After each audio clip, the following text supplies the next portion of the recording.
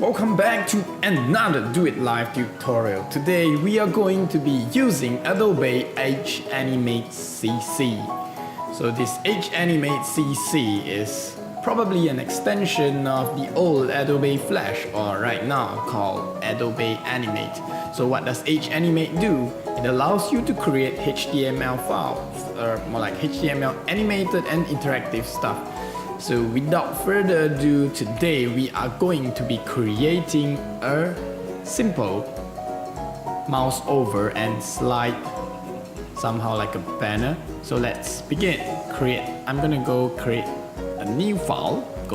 Click on create new. So to begin, I am going to change the width to 800 and the height to 300 pixels. So remember, anything that is for the web is always in pixels. Now, then over here in the properties window, I'm going to untick autoplay so that my animation, nothing plays until there is mouse interactivity. Then, first thing I'm going to do is to create the background. Before I create the background, I'm going to import some images. Go to File and choose Import. I'm going to browse for my images. I have two images that I've prepared. Both are in 72 ppi. So remember, for web design, your images should be always in 72 ppi because you're not going to print anyway. So click on Open to import, and in your library window, you will now see under Images there is the Kingfisher and the Siamese cat. Okay, but over here it's going to place on the stage, so I'm going to take my selection tool and temporarily delete them both. Okay, now and I'm going to save my project. Go to File, Save As. So I'm going to be saving my project as, let's say I'm going to just put HTML because I've already created a folder called the sliding menu. So I'm going to choose HTML, the type, select as HTML file. So when you click save, it will save it in a folder. So you have this, click save in a folder. So I'm going to click save and it will create a new folder called HTML, and everything will be saved inside, including the images that I've imported. So click on save. There we have our folder, our file, our project saved.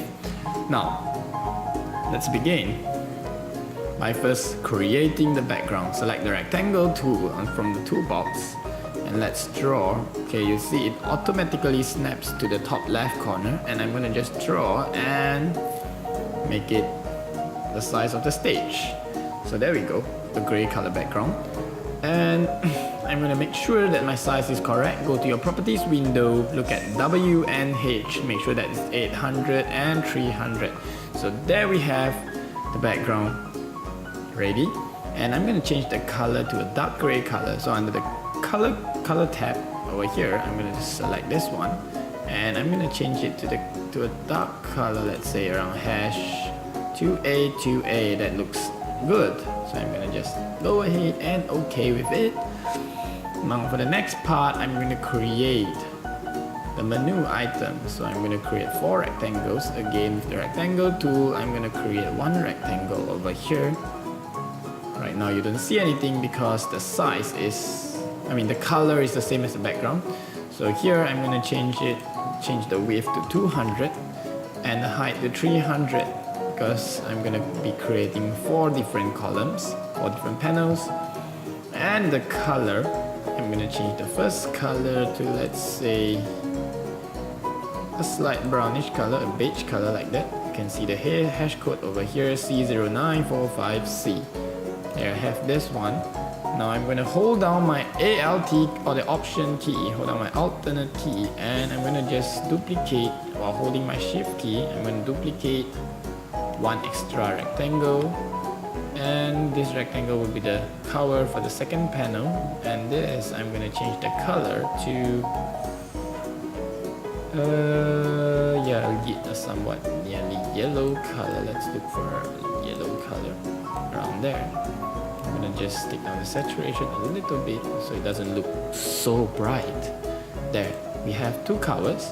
Now I'm going to select this first cover. I'm going to duplicate one more so that it gives a crisscross, a zigzag color. And the second one, I'm going to make a copy and put it on the right. So now we have 4 panels.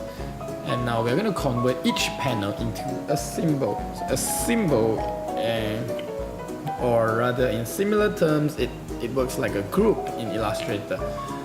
But then it is not exactly like a group. It's just that whenever you have a symbol, you can reuse it by giving it different kinds of properties, different kinds of behaviors, but the appearance is the same throughout the entire project.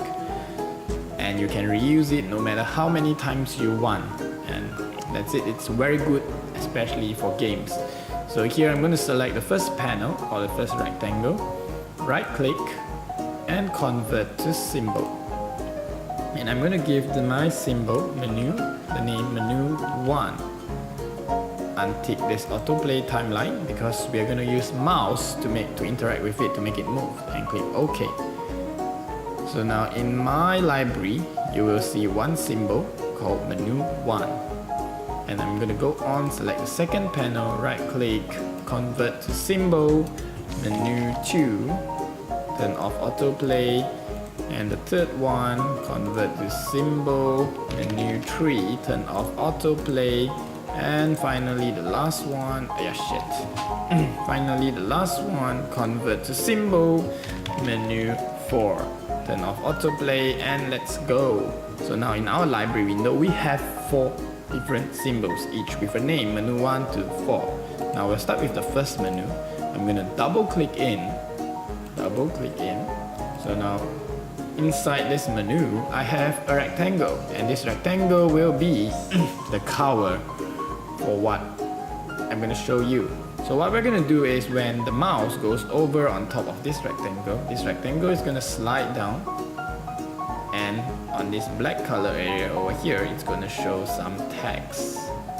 Okay, get it? Alright, so now we're going to create this cover. But before we do that, I'm going to convert this into another symbol again. So I'm going to convert this, so I'm going to name it menu underscore cover 1. So make sure if you have more than one word, do not use a space in between, but rather use an underscore or use camel casing where the first letter of the word is capital. And inside here, I'm going to turn off autoplay timeline again and click OK.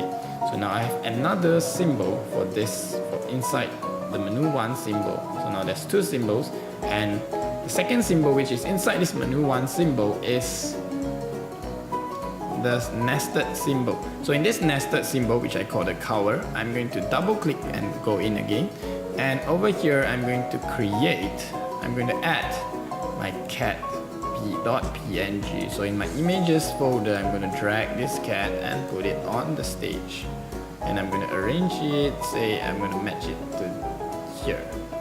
So now I have a picture of this cat over here. There you go. Now I'm going to animate this cat, so as the mouse goes over, as this panel slides down, this cat is going to wobble a little bit, or wiggle a little bit, shake, rotate a little bit. So now in my timeline window, I can actually add a short animation to it. So I'm going to select this Siamese cat layer, and I'm going to add a keyframe to my rotation properties here. By clicking on the diamond, you can add a keyframe. So a keyframe denotes change, and when I go to, let's say I go to 1 second, I'm going to add another keyframe. So now both keyframes have the rotation properties of 0. Because both keyframes are the same, there is no change. Now I'm going to go to 0.25 seconds. I'm going to key in -3 for the rotation, and you can see the cat rotates to the left a little bit, rotates anti-clockwise. So as I drag along these 2 keyframes, you can see that the cat is actually turning anti-clockwise. So that is how keyframe works. When there are 2 keyframes and 2 keyframes do not have the same property value, the computer will actually generate the frames in between. So that's why you can get a motion. Now I'm going to go to 0.75 here, and I'm going to key in +3 rotation so that the entire rotation is balanced. So as you can see, it comes over here. It rotates anti-clockwise by 3 degrees and come here back to normal. And over here it rotates clockwise by 3 degrees and it's back to normal. So now we have our cat rotating very nicely. I'm going to go back to menu 1.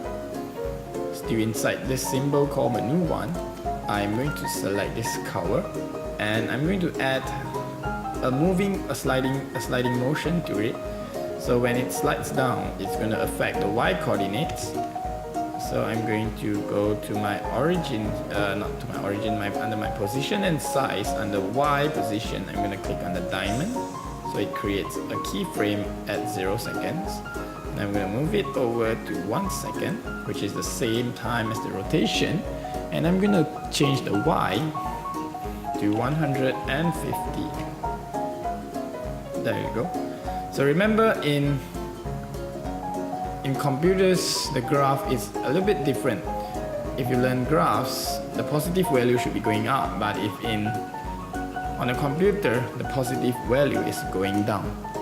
So I'm going to let it slide down by 150 pixels.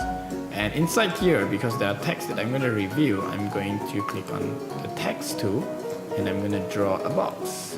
Remember, to create a text box, you always have to draw a box. I'm going to draw a box like this. And I'm going to change the text color to white color. And I'm going to type this is a cat. Select it and align center there. Now I have finished my first menu. Okay, but that's not yet done, because if you look at the layer, the text layer is above the menu layer. So if I go back, when the cover comes back, it is actually like that, but I or you do not want that. So let's bring this text down. You can do that. So right click on this text, go to select arrange and choose send to back. So it goes down to the bottom layer and is thus hidden by the cover. So when I drag the cover, it reveals the cat. Oops, I think I reviewed too much. So let's change the motion over here from 150. Let's change this motion to, let's make it 70. Oh, why is it percent? Let's make it 70 pixels. Okay, so now the motion goes this way. Alright, so now we have the animation and the first symbol, which is menu 1, ready. So now I'm going to go back to the stage, and now we are going to proceed to add an action so that we can interact with this panel. So I'm going to select this symbol, which is right outside the stage, and it's called menu 1. In the timeline window, under menu 1 layer, on the left hand side you will see 2 curly brackets. I'm going to click on this one to open the actions window. So when the actions window are open, I'm going to start adding an event. Click on the plus. First, I'm going to choose the mouse over event. So the mouse over event is when your mouse goes over on top of the symbol. So I'm going to choose mouse over. And inside here, I'm going to select playback because it deals with animation. I'm going to choose play and stage. And I'm going to choose menu 1. I'm going to double click on menu 1 because this menu 1 is the symbol that I want to play. So I'm going to double click menu 1, play. So that means when I mouse over this, the timeline that is inside menu 1 here will play. So it will play like this. Okay, but remember that inside this panel, the cat will also rotate. But I did not specify an action, so it does not rotate just yet. Now I'm going to go back to my actions window, and under the same mouse over, I'm going to add an action. No, I'm going to add an action. So I'm going to choose playback again, choose play, stage, menu 1. But this time I'm not going to select menu 1, but I'm going to double click on menu cover 1, so that the the symbol that is inside menu 1 will also play. So now 2 symbols are playing when I mouse over. Now of course it's definitely going to start playing, but what if I bring my mouse away from it? Will it play or will it stop? So I want it to stop when the when I take my mouse off this panel or this symbol. So I'm going to add one more action, and I'm going to choose mouse out. Mouse out is when your mouse leaves the panel. So select mouse out. Now I'm going to choose playback, and I'm going to choose play reverse because I want to reverse the animation when my mouse goes away. So I'm going to choose place reverse, select stage, and double click on menu 1 like this. Then I have to play back, play reverse again. Remember our cat, I have to double click, add one more, play reverse to the menu cover 1. So now I have a complete action. I'm going to go save my file first, and I'm going to preview it by going to Window, go to File, and choose Preview in Browser. It's called Control Enter. You can also press Control Enter to preview it. So I'm going to press Control Enter, and you will see it will open in my browser. So this is my browser. I'm going to just mouse over here. You will see there, it starts to review. When I put my mouse over, it goes down. When I take my mouse away, it reverses. So there we have